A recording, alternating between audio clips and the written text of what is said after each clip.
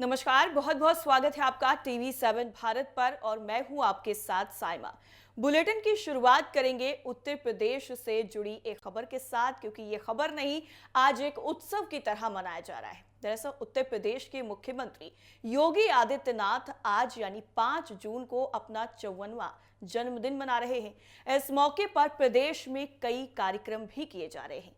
वहीं इसके साथ ही तमाम नेताओं की तरफ से बधाइयों का सिलसिला भी चल रहा है।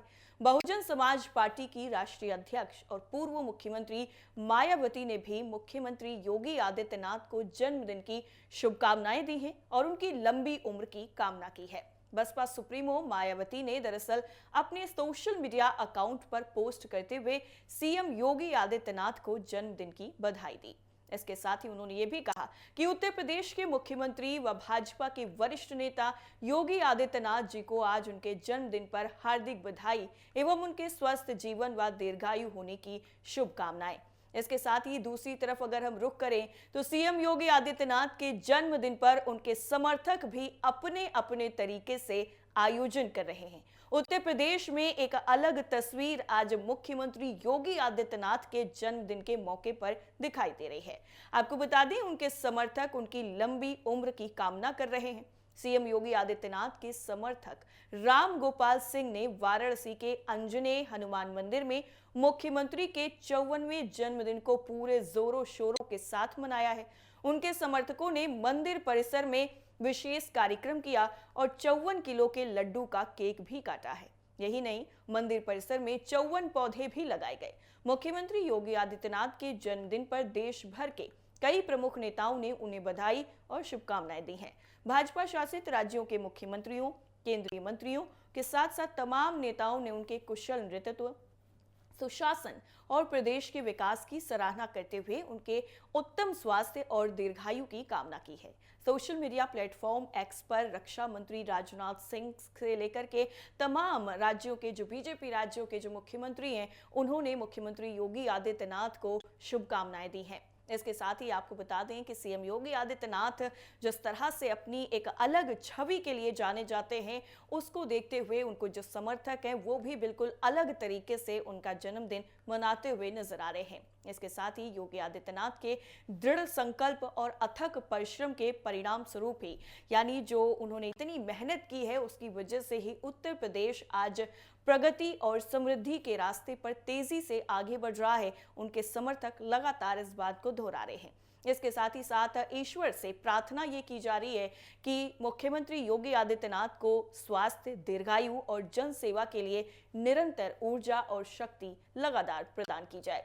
उनके जो समर्थक हैं वो लगातार अलग अलग तरीके से मुख्यमंत्री योगी आदित्यनाथ का जो जन्मदिन है वो मनाते हुए नजर आ रहे हैं। अलग अलग जो तस्वीरें हैं वो उत्तर प्रदेश से सामने आ रही हैं। इसके साथ ही बुलेटिन में अगली खबर का रुख करेंगे, जहां पर सीधा आपको लेकर के चलते हैं रूस के राष्ट्रपति व्लादिमीर पुतिन के बयान पर, क्योंकि व्लादिमीर पुतिन ने कुछ ऐसा कहा है जिसने अब वैश्विक स्तर पर हलचल और ज्यादा तेज कर दी है। दरअसल व्लादिमीर पुतिन ने कहा है कि अमेरिका भारत पर रूस के साथ उसके रिश्ते के साथ साथ कई मुद्दों पर दबाव बनाने की कोशिश कर रहा है, लेकिन इस तरह की कोशिशें पूरी तरह से बेकार हैं। भारत इसका विरोध करेगा। इसके साथ ही पुतिन ने जिस तरीके से यह बयान दिया है उसके बाद तमाम जगहों पर इसकी जो चर्चा है वो हो रही है। और इसके साथ ही उन्होंने बातचीत के दौरान भारत और प्रधानमंत्री नरेंद्र मोदी की जो तारीफ है वो भी करते हुए नजर आए हैं। दरअसल उन्होंने कहा है कि भारत एक ऐसा महान देश और लोकतंत्र है, रूस उसे अपना भरोसेमंद पार्टनर मानता है। रूसी राष्ट्रपति ने आगे कहा कि भारत अपने राष्ट्रीय हितों को प्राथमिकता देता है। अमेरिका से उसके बढ़ते संबंधों से भारत रूस की पार्टनरशिप पर कोई असर नहीं पड़ेगा। और राष्ट्रपति व्लादिमीर पुतिन का ये जो बड़ा बयान है वो भारत के हक में काफी ज्यादा कुछ बदल सकता है। देखिए, रूस के साथ जो रिश्ते हैं भारत के वो काफी ज्यादा पुराने हैं और इसके साथ ही बेहद ही मजबूत पे हैं। इसी को दोहराया है व्लादिमीर पुतिन ने सीधा सीधा कह दिया है कि हमें खुशी है कि भारत उन सभी देशों के साथ संबंध बढ़ा रहा है जिन्हें वो अपने राष्ट्रीय हितों के लिए जरूरी मानता है। पुतिन ने यह भरोसा जताया है कि आने वाले सालों में भारत और रूस के बीच में व्यापार 100 अरब डॉलर तक पहुंच जाएगा। उन्होंने आगे यह भी मेंशन किया है कि भारत दुनिया की सबसे बड़ी अर्थव्यवस्थाओं में शामिल है और सबसे तेज विकास दर वाले देशों में गिना जाता है। ये उपलब्धि अचानक नहीं मिली, बल्कि प्रधानमंत्री मोदी के नेतृत्व में सरकार की लगातार मेहनत और नीतियों का परिणाम है। इसके साथ ही रूसी राष्ट्रपति व्लादिमीर पुतिन ने अपने बयान में आगे और जो कुछ भी कहा है, उसको सुनने के बाद आपको एक बार फिर से ये समझ में आएगा कि जो भारत की छवि है वो किस तरीके से वैश्विक स्तर पर बदलती हुई नजर आ रही है। रूसी राष्ट्रपति ने कहा है कि कुछ पश्चिमी देशों ने भारत पर रूस के साथ सहयोग कम करने का दबाव बनाने की कोशिश की थी। हालांकि अब सभी को समझ आ गया है कि प्रधानमंत्री मोदी और भारत पर दबाव डालना अंतरराष्ट्रीय संबंधों के लिए नुकसानदायक साबित होगा। पुतिन का यह बयान भारत दौरे से पहले आया है। आपको बता दें कि पुतिन 12 और 13 सितंबर को नई दिल्ली में होने वाले ब्रिक्स समिट में हिस्सा लेंगे। भारत इस साल ब्रिक्स की अध्यक्षता कर रहा है। एक साल के भीतर ही पुतिन का यह दूसरा भारत दौरा होगा। पीएम मोदी भी इसी साल रूस दौरे पर जाएंगे। रूसी राष्ट्रपति 23वें भारत रूस वार्षिक शिखर सम्मेलन में हिस्सा लेने के लिए 4 दिसंबर 2025 में भारत आए थे। यूक्रेन युद्ध शुरू होने के बाद ये पुतिन का पहला दौरा था। इससे पहले वो आखिरी बार 2021 में भारत आए थे।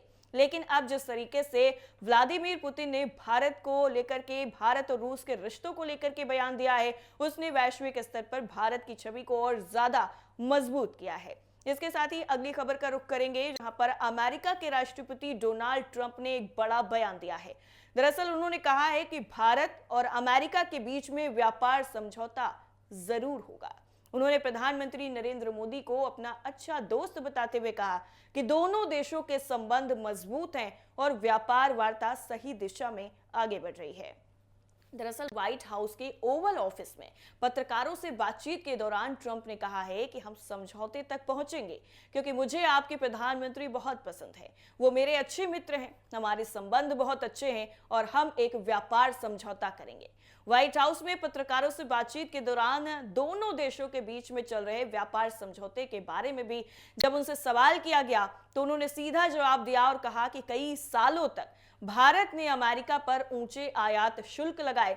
उन्होंने दावा किया कि भारत अमेरिकी उत्पादों पर भारी टैरिफ वसूलता था, जबकि अमेरिका को उसका सामान लाभ नहीं मिलता था। इसके साथ ही साथ ट्रंप ने यह भी कहा कि अब स्थिति बदल गई है और अमेरिका भारत के साथ व्यापार से अच्छा राजस्व प्राप्त कर रहा है। उन्होंने ये भी कहा कि हम एक समझौते तक पहुंचेंगे, क्योंकि मुझे प्रधानमंत्री मोदी बहुत पसंद है। वो मेरे अच्छे मित्र हैं और हमारे संबंध भी बहुत अच्छे हैं। इसके साथ ही इस बीच में दोनों देशों के बीच में अंतरिम द्विपक्षीय व्यापार समझौते को लेकर के भी बातचीत जारी है। ये भी यहाँ पर बिल्कुल क्लियर हो जाता है। और इसी सिलसिले में अमेरिकी प्रतिनिधिमंडल इस सप्ताह भारत दौरे पर भी आया था।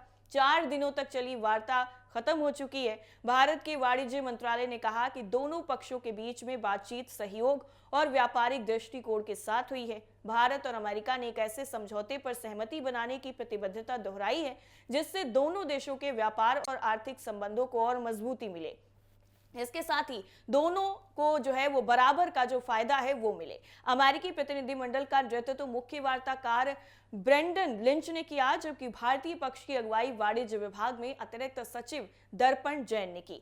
इसके साथ ही आपको बता दें कि एक तरफ अमेरिका और ईरान के बीच में जो लगातार यहां पर चीजें नजर आ रही हैं, जो रिश्ते हैं वो किसी भी तरीके से सुधरते हुए नजर नहीं आ रहे हैं। इस बीच में अब जब ये लगातार सीधे सीधे नजर आ रहा है कि जो ट्रंप है वो अपने जो बयान है वो सीधे तौर पर यहाँ पर एक तरफ देखिए, यहाँ पर बड़ी चीजें समझने वाली हैं कि एक तरफ जो डोनाल्ड ट्रंप है वो भारत और चीन पर टैरिफ लगाते हैं, टैरिफ बम फोड़ते हैं। वहीं दूसरी तरफ वो प्रधानमंत्री नरेंद्र मोदी को अपना अच्छा दोस्त भी बताते हैं। तो ऐसे में ये दो तरीके की जो चीजें हैं उससे जनता के बीच में भी कहीं ना कहीं एक बड़ा जो संदेश है वो जा रहा है। इसके साथ ही जो डोनाल्ड ट्रंप की जो छवि है वो भी कहीं ना कहीं बिल्कुल क्लियर नहीं हो पा रही है, क्योंकि ईरान और अमेरिका के बीच में जिस तरह से हालात बने हुए हैं उसकी वजह से ट्रंप का विरोध उनके खुद के देश में हो रहा है। उनकी पार्टी के खुद के नेता उनके फैसलों से सहमत नजर नहीं आ रहे हैं।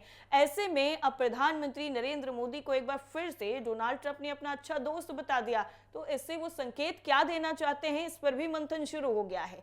इसके साथ ही अब सीधा रुख करेंगे पाकिस्तान का। अगली खबर पाकिस्तान से ही है, पाकिस्तान के दरअसल खैबर पख्तूनख्वा प्रांत की सरकार ने इस्लामाबाद हाई कोर्ट का अब दरवाजा खटखटाया है और ये पूरा मामला इमरान खान से जुड़ा हुआ है। दरअसल सरकार पूर्व प्रधानमंत्री और पीटीआई के संस्थापक इमरान खान से मिलना चाहती है और इस पूरे मामले ने पाकिस्तान की राजनीति को अब सीधा सीधा घुमाकर रख दिया है। मुख्यमंत्री सोहेल अफरीदी के नेतृत्व वाली सरकार ने जेल में बंद इमरान खान से आगामी सालाना बजट पर चर्चा के लिए इजाजत मांगी है।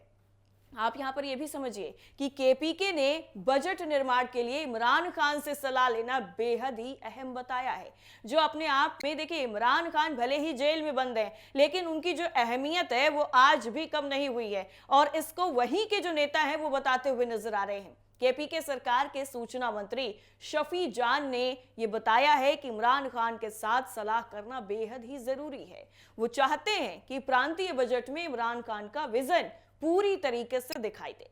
शफी जान का यह भी कहना है कि खैबर पख्तूनख्वा सरकार ने जनता की जरूरतों और उनकी उम्मीदों को पूरा करने के लिए एक संतुलित और जनहितैषी बजट तैयार किया है। ये बजट मेरिट को बढ़ावा देकर और युवाओं को बेहतर मौके देकर पीटीआई संस्थापक इमरान खान के सपनों को साकार करेगा। मुख्यमंत्री सोहेल अफरीदी ने पिछले साल अक्टूबर में सीएम पद संभाला था। इसके बाद से वो 15 से ज्यादा बार रावलपिंडी की अडियाला जेल में बंद इमरान खान से मिलने की कोशिश कर चुके हैं। इसके बावजूद हर बार उन्हें पूर्व प्रधानमंत्री से मिलने की इजाजत नहीं दी गई। हैरानी की बात तो यह कि अदालत के आदेशों के बावजूद केंद्र सरकार ने मुख्यमंत्री को इमरान खान से मिलने की इजाजत देने से साफ तौर पर इनकार कर दिया और इस पाबंदी के खिलाफ पीटीआई के नेताओं ने जेल के बाहर कई दिनों तक लगातार कई विरोध प्रदर्शन भी किए, लेकिन उनकी सारी कोशिशें बेकार गईं। इस बार मुख्यमंत्री सोहेल अफरीदी ने इमरान खान की बहन अलीमा खान के निर्देशों पर एक बड़ा कदम उठाया है। दरअसल उन्होंने प्रांतीय विधानसभा में सालाना बजट को पास कराने की शर्त को इमरान खान के साथ होने वाली मुलाकात से सीधा सीधा जोड़ दिया। यानी जब तक मुख्यमंत्री की मुलाकात इमरान खान से नहीं होगी तब तक बजट पास नहीं कराया जाएगा। एक संवैधानिक विशेषज्ञों के मुताबिक अगर हम बात करें इस सिचुएशन की कि क्या ऐसा वाकई हो सकता है, तो उनका कहना है कि सरकार का यह कदम मुश्किलों का पिटारा खोल सकता है। अगर किसी वजह से केपीके सरकार 30 जून तक अपना सालाना बजट पास नहीं करा पाती है तो प्रांत में एक बड़ा संवैधानिक संकट खड़ा हो सकता है।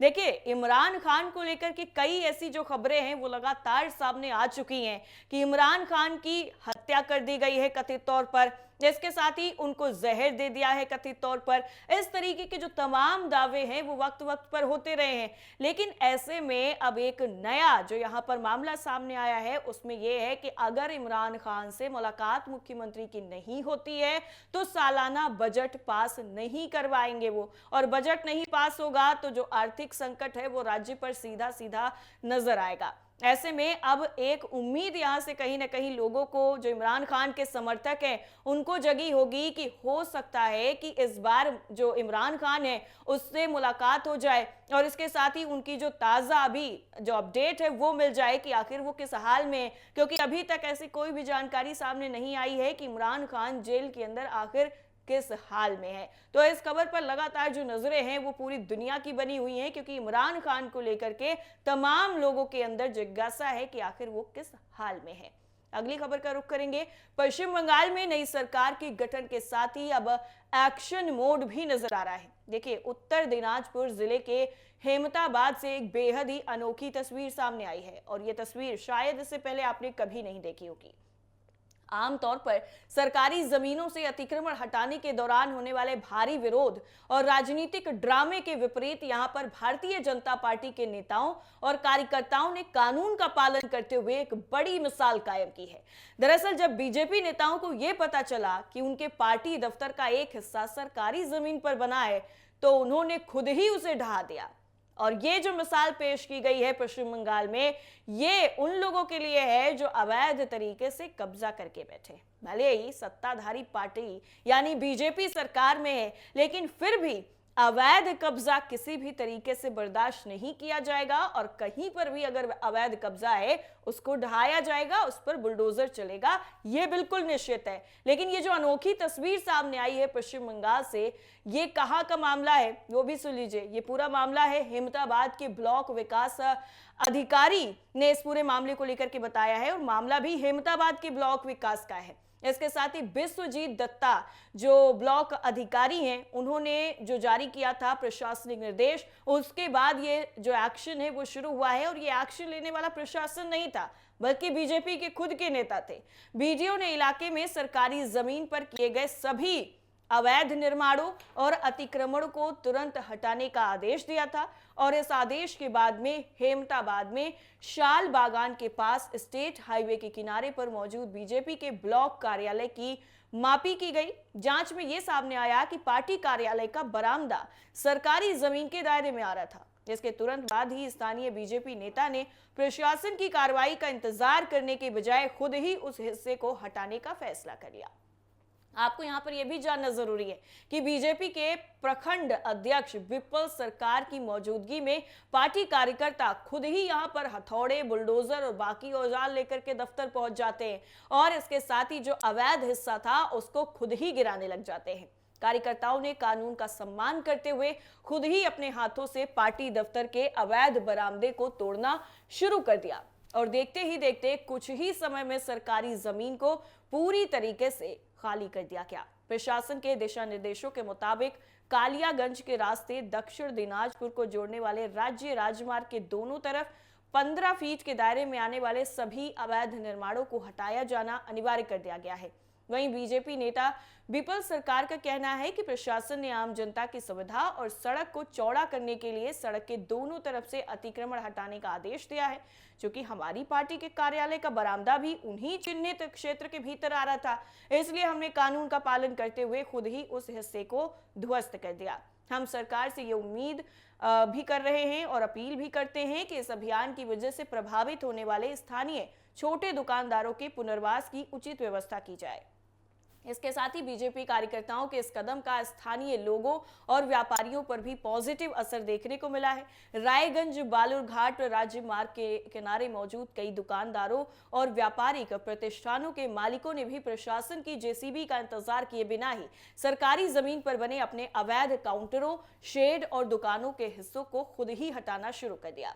हेमताबाद के बीडीओ विश्वजीत ने जिस तरीके से इस पूरे मामले पर जानकारी दी है, उसके बाद ये मामला लगातार जो है वो सुर्खियों में बना हुआ है। देखिए, पश्चिम बंगाल में जब से शुभेंदु अधिकारी मुख्यमंत्री बने हैं, बीजेपी ने यहाँ पर जीत हासिल की है, उसके बाद लगातार जो एक्शन है वो धड़ाधड़ तरीके से लिए जा रहे हैं। और इसके साथ ही साथ जांच में जब बीजेपी ब्लॉक कार्यालय फंस गया तो यहाँ पर प्रशासन के बुलडोजर का इंतजार ना करते हुए खुद बीजेपी के जो कार्यकर्ता थे, जो बीजेपी के नेता थे, उन्होंने इस पूरे अवैध निर्माण को हटाने का फैसला किया और खुद ही जेसीबी लेकर के पहुंच जाते हैं, खुद ही वहां पर हथौड़े लेकर के पहुंच जाते हैं और उस अवैध बरामदे को खुद ही गिरा देते हैं।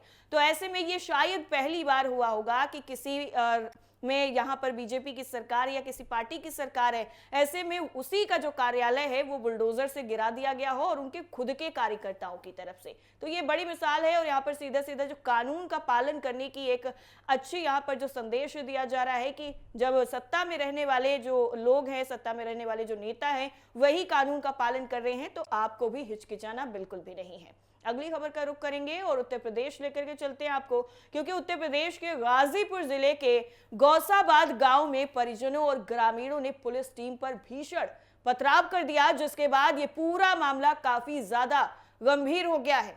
आपको बता दें कि विनीत राय हत्याकांड के आरोपी और 1 लाख के इनामी बदमाश कमलेश बिंद के पुलिस मुठभेड़ में मारे जाने से बेहद ही नाराज थे गांव वाले, और उसके बाद उन्होंने पुलिस प्रशासन पर ही हमला कर दिया। ये अपने आप में एक बड़ा यहाँ पर जो घटनाक्रम हुआ है वो हुआ है, जिसके बाद जो तनाव है वो लगातार इलाके में फैलता हुआ नजर आ रहा है।